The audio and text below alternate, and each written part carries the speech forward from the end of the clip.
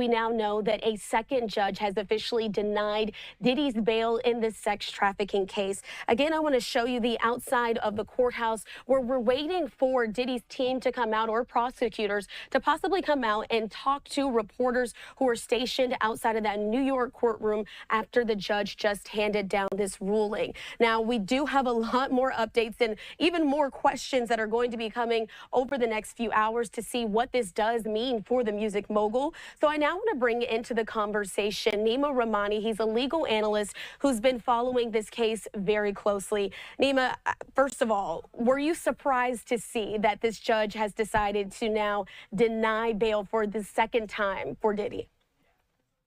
I wasn't surprised, Christina, and this is why.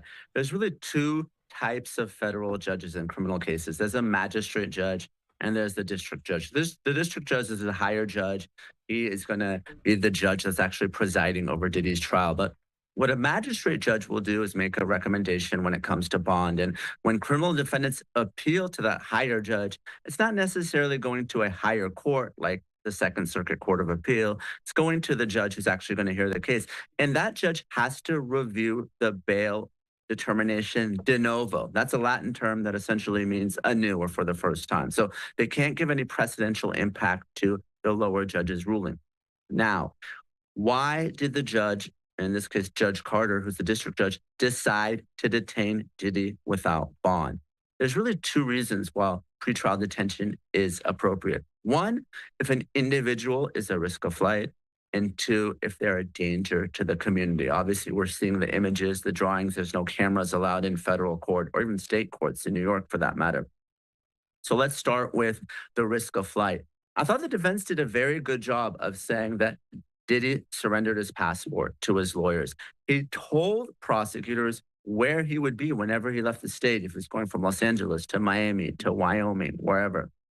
They also put forward a very creative, I would say, bail package. Obviously, we all heard about the $50 million that would be secured by Diddy's Miami home. But they also offered the following.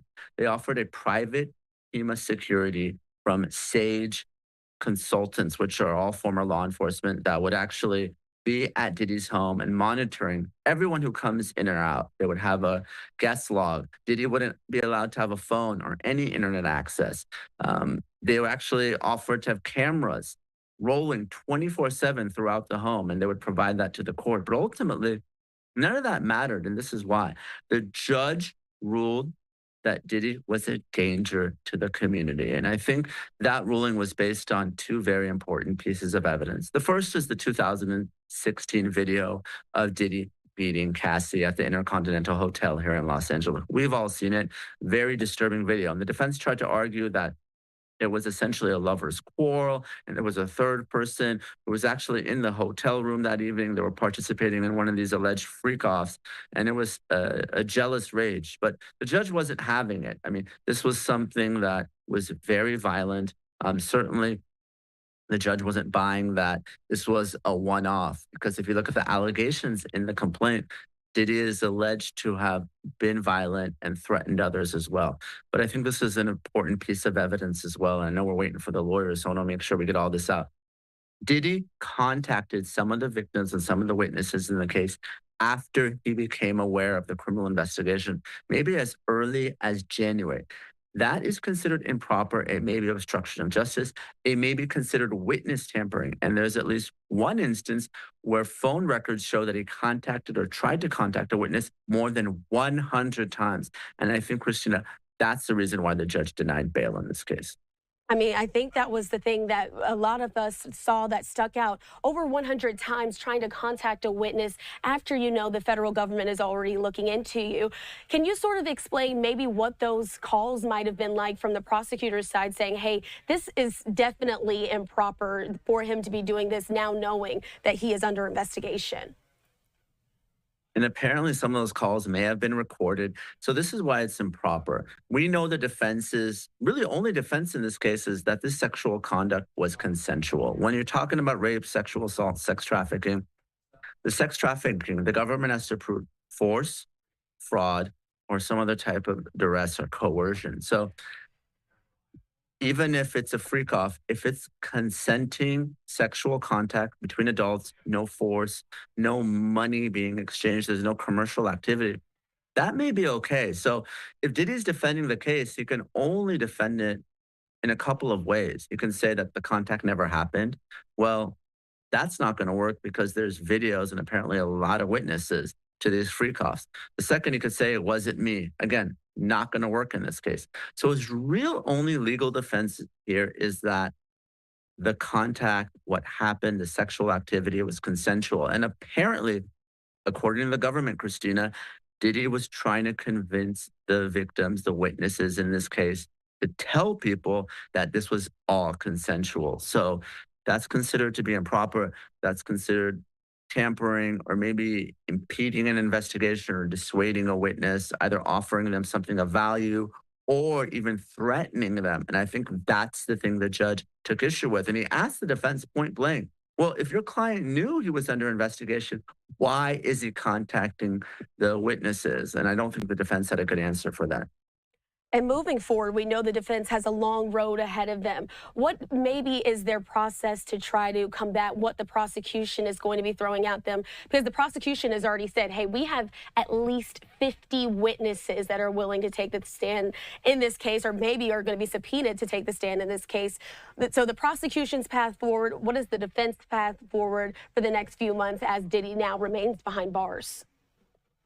The prosecution is going to focus on two important categories of evidence. The first is the video, and that is by far and away the most powerful evidence because, Christina, people can lie, witnesses can lie, but video doesn't lie. And that video was so powerful. Let's not forget from the time Cassie first filed her lawsuit in November 2023 to the time that that video was released in May, for 6 months, despite the raids in LA and Miami, Diddy, through his lawyers, denied everything. He said this was all a money grab by people that were trying to shake him down and extort him and get money. Well, guess what? After that video became public, all of a sudden Diddy gives this sort of half-hearted apology, said he's trying to get therapy and work on himself because he knows, and his lawyers and his PR team know, that that video speaks for itself. But there's more video than that, apparently. And we know that because if you believe Cassie's civil complaint, and if you listen to U.S. Attorney Damian Williams yesterday, he said there's other videos, and it could be the cameras throughout Diddy's homes. We know he reportedly had hidden cameras, but importantly, Cassie said that Diddy videotaped these sex acts. So if there's video recordings of the freak offs, that's going to be incredibly powerful evidence for prosecutors and for the jurors to consider. The other category of evidence, of course, is the witness testimony. And it could be victims, and some of which have filed civil lawsuits. We know there's at least 8 or 9 civil lawsuits against Diddy. And I know Diddy's legal team is going to argue that this is just all about money and it's all fabricated. And sometimes jurors have a tough time believing the testimony of one victim. They could say it's a he said, she said type situation. But when victim after victim comes forward and tells the same story of physical and sexual violence, that's very hard for a defense team, even if you have the best defense lawyers in the world, to overcome because one victim may lie, but multiple victims telling the same story usually do not. So the defense is really going to have its hands full in this case. And lastly, I want to just touch on one more point with the witnesses. You said that now that we know Diddy is locked up, do we feel that more people are going to come forward with their stories? And does this still open the door for more charges? Of course, we know he's facing multiple and sex trafficking and kidnapping, but potentially there could be more potentially here if more witnesses decide that they want to make their voices heard. Absolutely. We knew that Cassie was essentially a Me Too type witness, right? She was Diddy's girlfriend of more than a decade when she came forward. That opened the floodgates. But there have to be individuals that are concerned about their safety. I mean, Diddy reportedly threaten many of them and sometimes coerce them by, holding their music career over their head. But now that Diddy is going to be locked up pending trial, and we know that trial is going to be months, maybe a year or more away, that may encourage others to come forward. They may feel safe. And it's not just additional charges against Diddy. There might be other victims. Only one is identified with any real specificity in the indictment. We talked about gun charges. There was a number of AR-15s that had an obliterated serial number that could be added on. But really what I'm looking for is charges against other people. I don't believe for a second that it was just Diddy that participated in these sex acts. There are a lot of rumors that are floating out there. I don't want to name any names, but if you were a celebrity here in Hollywood and you participated in these freak offs, whether it was in Miami or New York or LA, and these were victims who were being forced to do this against their will, you should be very afraid. You should have a lawyer. And I hope and expect those individuals will be charged and brought to justice. And we don't have another Jeff Epstein's type situation where the victims of these horrific sex crimes are left without getting the justice that they deserve. Anima, thank you. I do want to turn your attention to your screen here. You can see that was Diddy's family walking out of the courthouse. We saw his sons, Christian Combs and Justin Combs, just take their walk out of the courthouse and down the steps, presumably leaving. None of them stepped up to that microphone where this podium is placed outside of the courthouse, as we're anticipating and hoping for to hear from either prosecutors or the defense team step up to the mic following this bail hearing where he was denied bail. But again, his family just came out of the courthouse. And Nima, since I have you, I do want to ask you a question about the family. They've been in court showing their support. Does this sometimes impact a judge's decision to deny bail or to allow bail in cases like this? But as we can see, it was still denied. It does affect a judge's decision. And oftentimes in federal cases, when there's bail, it's a little different than state court. State court, you'll have a bail bondsman or bondsperson. He or she will post the amount of the bond. The defendant might post a percentage, 5 to 10%. But really, it's up to the bondsman to ensure that the defendant makes his or her appearances in court. But that's not how it works in the federal system. You'll have a bond that's secured by property, but oftentimes you'll have a signature bond and you'll need what's called sureties.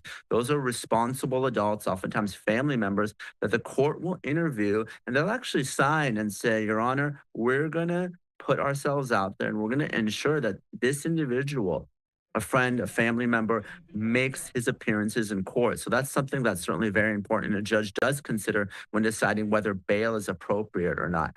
And it can also affect jurors during the criminal trial. I mean, criminal defendants that have no family support, especially when you're talking about sex crimes, that's really a red flag. And even though jurors are supposed to base the case and their decision solely on the facts and the law and the witness testimony, jurors are ordinary people, and that's something that they think about. Why doesn't this individual have any family support? Certainly. And we, of course, know that other than just being a music mogul, Diddy is also a father, a brother. He's always talked about his relationship as well with his mom. So very strong family ties there for Diddy. We'll continue to watch how this case is unfolding. Nima Rahmani giving us just a breakdown of what happened today in the courtroom and what is potentially to come. Thank you so much for your time. Thanks, Christina. I'm sure we'll be talking about this real soon. I'm certain that we will. Look out for your phone for us to give you a call. But it does appear now that we are seeing his attorney step up to the mic. Let's listen in here on Live Now.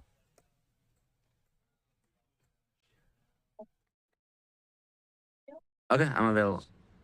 We're not giving up by a long shot. I told Mr. Combs I'm going to try and get his case to trial as quickly as possible. I'm going to try and minimize the amount of time he spends in very, very difficult and I believe inhumane housing conditions in the special housing unit of the Metropolitan Detention Facility. And I'm going to do everything that I can to move his case as quickly as possible. I understand that the government has a great amount of electronic devices that they have to download and provide to me. But everything's on the government's timetable. Nothing's on the defendant's timetable. And they're going to have to accommodate me and him and give us a quick trial. And I'm going to be pushing for that. He's ready. He's focused. He has been ready to defend this case since he first found out about this case. Nothing has changed from his perspective. I obviously would much prefer to fight this case with him out of jail, and we are going to try to bring that about through additional legal process.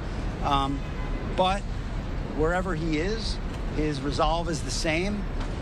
He believes he's innocent. I believe he's innocent, and we're going to fight this case with all of our might until we don't have to fight any longer.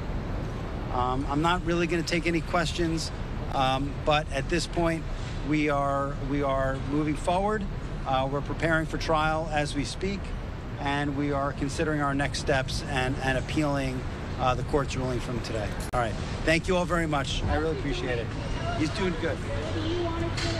Oh yeah, sure. Yeah. I'll do that. In the past, Essex County, New Jersey, it's a county facility, but it has a contract with the federal government, and you can get certain number of federal inmates in Essex County, New Jersey. And in my experience, it's an easier place to deal with. I think it's better for the person being housed there, and it's easier to get access, to him. I mean, one of the hardest things when you're preparing for a very significant trial with a great deal of discovery is you want your client to be able to have access to, the electronic discovery. Nothing nowadays is in paper form. Everything's electronic. So you need to make sure that your client has access to a computer and then it can look at the discovery, that comes in. So that was my idea. All right. I'm going to go. Thank you. It's good. Thank you. All right, we were just listening in there to Diddy's lawyer stepping out of the courtroom after Diddy was denied bail in this case. You heard him say he's not going to really answer any questions, but he did give some details about where Diddy is potentially being held at this time. We also know that he said Diddy's doing well. That's his words. We've seen the family step out of the courtroom as well so far today. Certainly a case we'll continue to watch. We are going to step away for a 2-minute break. Stay right here with us on Live Now.